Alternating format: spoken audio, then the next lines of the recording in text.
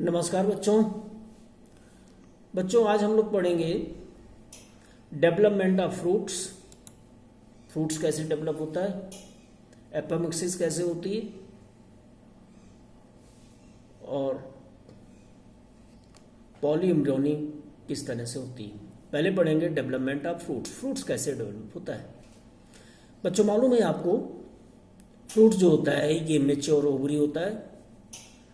Fruits ovary of flower develop into fruits. जो fruits की flower की ओवरी होती है that is ovary is develop into fruits and wall of the fruits these are the pericarp. Fruits fleshy भी हो सकता है जैसे मैंगो एंड ऑरेंज।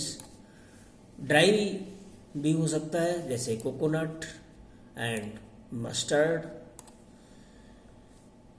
बच्चों एक बात दिमाग में रखिएगा कि गेहूं का जो दाना व्हीट ग्रेन जो होता है और मेज ग्रेन ये दोनों फ्रूट हैं। ये दोनों बायोलॉजिकली क्या हैं, ये फ्रूट्स हैं। इस बात को आप लोगों को मालूम है और इसको अपने दिमाग में रखिएगा, बहुत पूछा जाता है। कुछ फ्लोरल पार्ट्स ये other than the ovary take part in the formation of fruits. जैसे एप्पल में क्या होता है और स्ट्रॉबेरी, इन दोनों में थैलमस जो है ये कंट्रीब्यूट करता है फ्रूट फॉर्मेशन में, और इसलिए इनको कहते हैं, इनको आप कहते हो फॉल्स फ्रूट्स, और जो ओवरी से डेवलप होते हैं उनको कहते हो क्या, ट्रू फ्रूट्स। कुछ फ्रूट्स विदाउट फर्टिलाइजेशन, और उन फ्रूट्स को क्या कहते हो, parthenocarpic fruits. Example natural parthenocarpy, banana, papaya, guava, pineapple, apple, parthenocarpic grape and cucurbits. कुछ प्लांट्स में fruits contains thousands of tiny seeds, बहुत होते हैं। ऑर्चिड में बच्चों, ये ऑर्चिड में क्या होता है कि ऑर्चिड में फ्रूट्स जो होते हैं ये बहुत सारे थाउजेंड्स टाइनी सीड्स होते हैं ऑर्चिड के अंदर। और कुछ पैरासाइट स्पीसीज, ये parasite species such as Orobanche and Striga, इसमें भी थाउजेंड्स टाइनी सीड होते हैं। अब देखो यहाँ क्वेश्चन क्या है कि क्वेश्चन तो सीधा है, ओराबंकी और स्ट्रेगा क्या है, ये पैरासिटिक एंजियोस्पर्म्स है भैया, समझे। और फ्रूट्स बनते हैं कि नहीं, हाँ बनते हैं। फाइकस में भी पेड़ तो देखा होगा बहुत बड़ा है, लेकिन फ्रूट्स इसके जो होते हैं वो बहुत ही, फ्रूट्स के अंदर बहुत ही टाइनी सीड्स होते हैं। अब बच्चों ये देखो एक लाइफ साइकिल दिया हुआ है। इस लाइफ साइकिल में क्या है कि ये पूरा एंजियोस्पर्म्स का लाइफ साइकिल है। फ्लावर से देखो ये मियोसिस हुआ, पॉलन ग्रेन बन रहा है, सब पूरा पढ़ चुके हैं। ये ओवरी है, ओवरी के अंदर बहुत सारे ओव्यूल, मेगास्पोरेंजियम है, उसके अंदर एम्ब्रियो सैक है, फिर ये पॉलन जर्मिनेट हो रहा है और पॉलन जर्मिनेट एम्ब्रियो सैक बन रहा है। अब देखिए पॉलन ट्यूब, ये ओव्यूल इसके अंदर बहुत है, यानी ओवरी एक और इसके अंदर बहुत सारे ओव्यूल, यानी ओव्यूल के अंदर ये एम्ब्रियो सैक होगा और ये पॉलन ट्यूब एम्ब्रियो सैक के अंदर देखो ये पहुंची, यानी एक पॉलन ट्यूब एक ओव्यूल के अंदर एम्ब्रियो सैक होगा ना, उसको ये फर्टिलाइज करेगा, ठीक। फिर पॉलिनेशन के बाद में जाइगोट बना, जाइगोट के बाद में फिर देखो एंडोस्पर्म बना, इसमें सीड कोट बाहर बन गई ये, ठीक। और फिर जर्मिनेट करके, यानी यहाँ मियोसिस हुआ, ठीक है।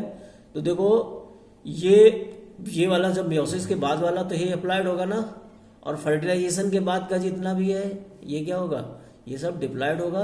और इस फिगर को देख करके, बार बार देख करके, इसको बहुत अच्छे से समझ करके इसको याद कर लेना है, रिवाइज कर लेना है। अब बहुत इंपॉर्टेंट टॉपिक आता है जिसको कहते हैं हम क्या, एपोमिक्सिस। एपोमिक्सिस क्या होती है, ये मिमिक्री है सेक्सुअल रिप्रोडक्शन की। क्या होता है इसमें, सीड बन जाते हैं, इसमें सीड बनते हैं और बिना फर्टिलाइजेशन के, विदाउट फर्टिलाइजेशन। और इसीलिए यानी बिना फर्टिलाइजेशन के, यानी ये देखो मिमिक्री कर रहा है सेक्सुअल रिप्रोडक्शन की, इसलिए इसको क्या कहते हो, एपोमिक्सिस कहते हो। एपोमिक्सिस इज फॉर्म ऐसी एक सेक्सुअल रिप्रोडक्शन एक तरीके का है ये, है ना। और देखो, और इसमें क्या होता है कि कुछ एपोमिक्सिस होती है जो कि diploid egg, as a diploid egg form without meiosis, बिना मियोसिस के डिप्लॉयड एग बन गया और वो डायरेक्ट डेवलप हो गया किसमें, फर्टिलाइजेशन में। अब एक दूसरा इवेंट आता है जिसको कहते हैं पॉलीएम्ब्रियोनी। पॉलीएम्ब्रियोनी में सिट्रस और मैंगो, इनमें इनका न्यूक्लियस, न्यूक्लियस का मतलब एक ओव्यूल के अंदर, इनके एक सीड के अंदर, ठीक, और उसमें क्या होता है कि जो न्यूक्लियस है ये अंदर चला जाता है और protrude into the embryo sac, embryo sac के अंदर धस गया। ये देखो, ये इसका ओव्यूल है, ठीक, और ये एडिशनल एक एम्ब्रियो, ये पूरा एम्ब्रियो सैक है, ये इसका फर्टिलाइजेशन के बाद वाला ये एम्ब्रियो बन रहा है, और ये प्रोड्यूस करने के बाद का एम्ब्रियो ये देखो बन रहा है। अब इसके अंदर दो एम्ब्रियो डेवलप हो गए, एक ही ओव्यूल यानी एक ही सीड के अंदर दो एम्ब्रियो डेवलप हो रहे हैं। ये जाइगोटिक एम्ब्रियो है और ये एपोमेटिक यानी बिना फर्टिलाइजेशन वाला ये एम्ब्रियो है, ठीक है। अब देखो ये पॉली एम्ब्रियोनी, यहाँ पे देखो एक ये फिगर है तुम्हारे पास, और इस फिगर को देखो कि ये एक ही सीड के अंदर ये दो एम्ब्रियो ये दिखाई दे रहे हैं, इसको कहते हैं पॉली एम्ब्रियोनी। एपोमिक्सिस जो होती है ये बेटा important produce, hybrid seed variety produce करने में इंपॉर्टेंट होती है, बहुत ही इसकी इंपॉर्टेंस है, अभी इसको आगे डिस्कस करेंगे। अब हाइब्रिड सीड जो बनते हैं, फार्मर खरीद के लाते हैं, इनकी क्या प्रॉब्लम इससे क्या आती है? इनसे प्रॉब्लम ये आती है जब भी हाइब्रिड सीड बोता है, फार्मर बोता है, तो ये क्या होता है कि हर साल इनको बनाने पड़ते हैं हाइब्रिड सीड को। हाइब्रिड सीड आपको हर साल बनाने पड़ेंगे क्योंकि कैरेक्टर सेग्रीगेट हो जाते हैं, उसके ओरिजिनल कैरेक्टर नहीं बनेंगे। दूसरा है कि अगर सीड इसका हाइब्रिड सीड बोया गया तो क्या होता है, वही बात कि कैरेक्टर सेग्रीगेट हो गया, do not maintain hybrid character. फिर क्या हुआ कि प्रोडक्शन ऑफ हाइब्रिड सीड, दूसरा ये कि इनका कॉस्टली होता है, इनका प्रोडक्शन बहुत ही, ठीक है, और ये बहुत एक्सपेंसिव होगा फार्मर के लिए। तो यूं देखो तो हाइब्रिड सीड की जो हाइब्रिड है, हाइब्रिड सीड की ये प्रॉब्लम है। अब एपोमिक्सिस से क्या इसकी प्रॉब्लम क्या सॉल्व हो गई? देखो, एपोमिक्सिस जिससे जो हाइब्रिड सीड बनेंगे वो क्या, क्योंकि वो बिना फर्टिलाइजेशन बिना मियोसिस के बनेंगे, तो इसमें क्या होगा कि इसमें भैया सेग्रीगेशन नहीं होगा कैरेक्टर का, समझे? थोड़ा सा दिमाग लगाइएगा इस बात को समझने के लिए। कैरेक्टर का सेग्रीगेशन नहीं होगा, सेग्रीगेशन अभी पढ़ा नहीं है ना, वो जेनेटिक्स में है कैरेक्टर सेग्रीगेट, लेकिन मालूम है आपको, आइडिया है कि सेग्रीगेशन कैसे, कैरेक्टर सेग्रीगेट नहीं होंगे। क्यों? क्योंकि कैरेक्टर सेग्रीगेट क्यों नहीं होंगे? क्योंकि गैमीट नहीं बनेंगे ना, मियोसिस ही नहीं होगी, बिना मियोसिस के बनना है।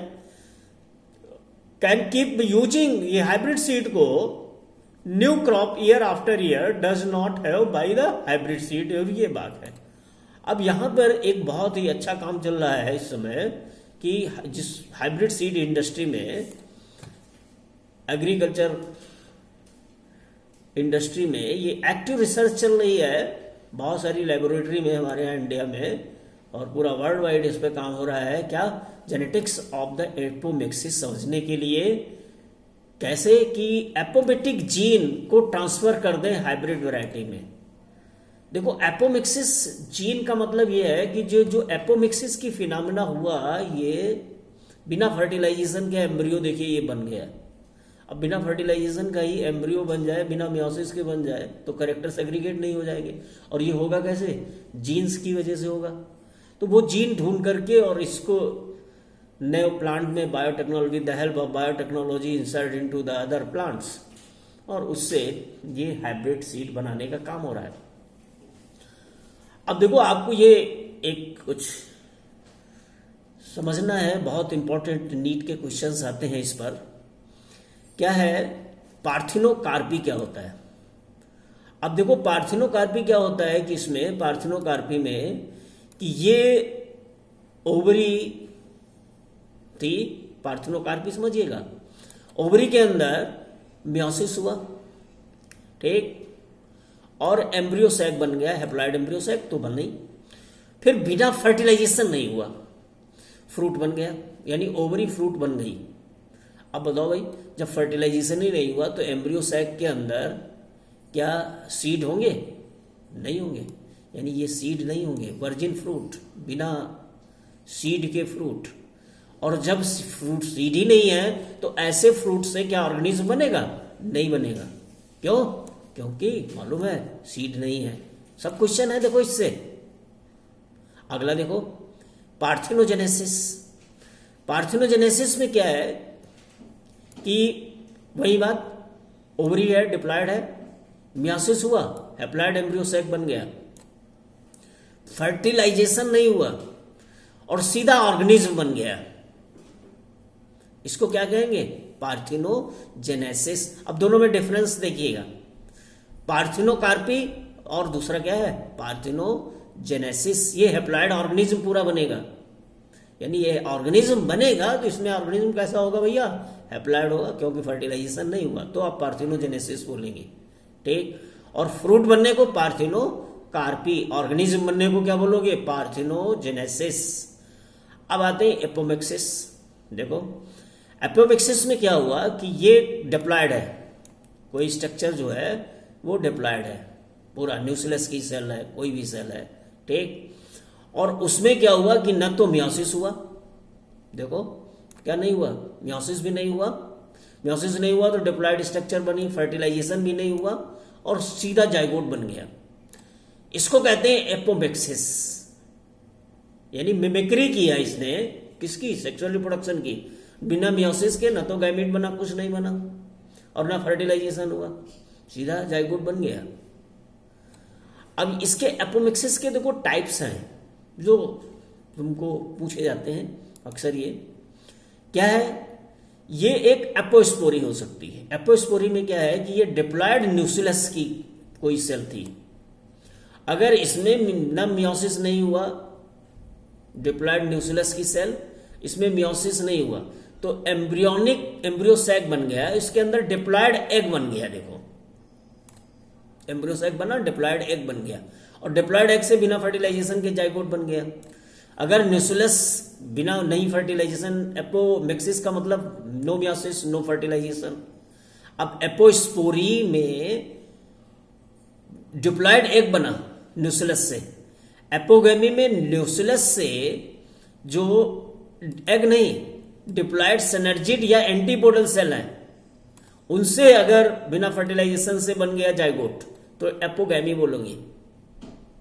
एक डिप्लोस्पोरी, डिप्लोस्पोरी में क्या है कि ये डिप्लॉयड मेगास्पोर मदर सेल थी, ये सीधे एम्ब्रियो सैक में कन्वर्ट होकर के जाइगोट बन गया। तो इसको बोलेंगे क्या आप? डिप्लोस्पोरी। अब देखो जरा फिर से देखो, फिर से आप देखो, बहुत इंपॉर्टेंट है ये, भूलना नहीं है, बार बार इसको देखना है और दिमाग में बैठा लेना है। बहुत क्वेश्चन पूछे जाते हैं इसके, बहुत कंफ्यूजन भी होता है इसमें। एपोमिक्सिस, फर्टिलाइजेशन, मियोसिस नहीं, नो फर्टिलाइजेशन, ठीक, डिप्लॉयड सेल से जाइगोट बनाया। एपोस्पोरी, डिप्लॉयड न्यूक्लियस की सेल से एग बना, जाइगोट बन गया, एपोस्पोरी। ठीक। एपोगैमी, एपोगैमी देखो गैमीट टाइप का बना, कुछ एम्ब्रियो सैक के अंदर सिनर्जिड, ठीक, सिनर्जिड और एंटीपोडल सेल थे, ठीक है, तो क्या बन गया ये? अब यहां पे एग था, है ना, एग था ये, और यहां पे क्या हो गए? सिनर्जिड एंडो ये एंटीपोडल सेल हो गए। डिप्लोस्पोरी, डिप्लोस्पोरी में मेगास्पोर मदर सेल से डायरेक्ट एम्ब्रियो सैक बन गया और जाइगोट बन गया। एक बेटा, अब देखो ये चैप्टर कंप्लीट होता है और आप लोग ये याद रखना कि इसको दिमाग में बैठा करके बिल्कुल याद करके अच्छे से नोट्स बना करके पूरा समझ करके कंप्लीट करना है ना। और उसके बाद सीट में तुमको क्वेश्चंस दिए गए और सीट से क्वेश्चंस को लर्न कर लेना, और जो भी आपके पास ऑब्जेक्टिव बुक है उससे खूब ऑब्जेक्टिव क्वेश्चन करके और जो प्रॉब्लम हो जिनको उनको आप सर्किल करके फिर से रिवाइज करना। ओके।